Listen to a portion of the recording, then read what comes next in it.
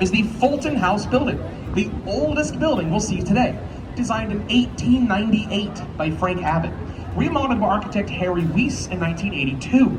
It's a little hard to see at night, but they have starfish around the windows. But do you guys see at the top those round boat-like porthole windows that line the top of the tower? Harry Weiss loved nautical themes on his buildings because he was an avid sailor.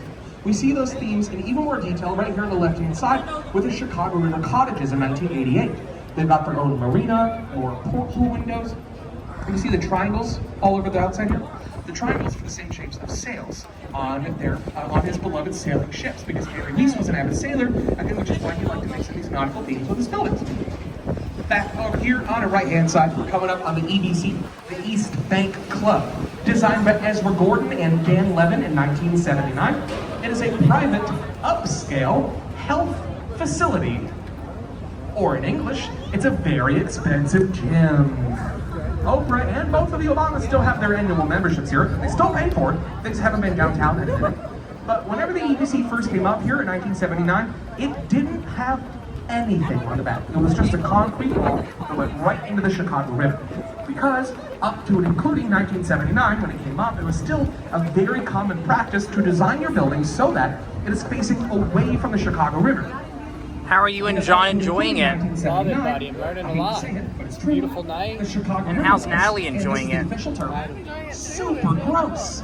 And you didn't really feel like looking at it all the time, especially if you're running around on a track.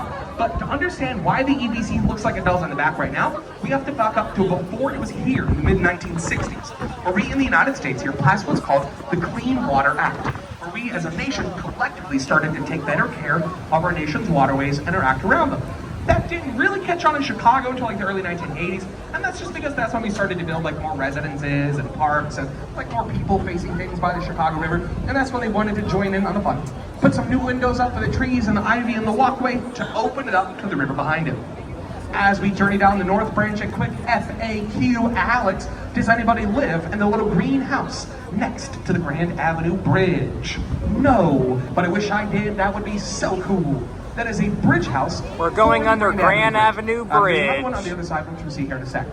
So keep an eye out for all of our bridges, because every single one of them have unique individual bridge houses like that are designed to blend into the areas around them. In this case, these look like tiny residential homes because we're in a residential area. Here on our right-hand side, these are the Chicago Riverbank lofts. A great example of what we call adaptive reuse. It used to be a printing press building. Now they are condos. You can tell when a building uses that adaptive reuse technique. Usually the big tell are these bolted on balconies on the outside that look like they were added on as an afterthought, and it's because they were. Where, Bob? It's a very popular type of living space in the city, by the way, called the soft loft, which is just like a lot of exposed wood, exposed bricks, pipes, wires, concrete, that sort of thing. The only walls in the place are the walls around your bedroom and your bathroom, which is to give you the least amount of privacy necessary while maintaining a very open and minimalistic floor plan. But coming over here on the right-hand side, it's a park. It's Montgomery Ward Park, a 4-acre park that now includes 2 dog parks and a children's playground. But first, up here on the right-hand side, it's inside of it. So you guys see up here on the right where the chevron designs on the outside? Chevrons are like big arrowheads, triangles pointing up.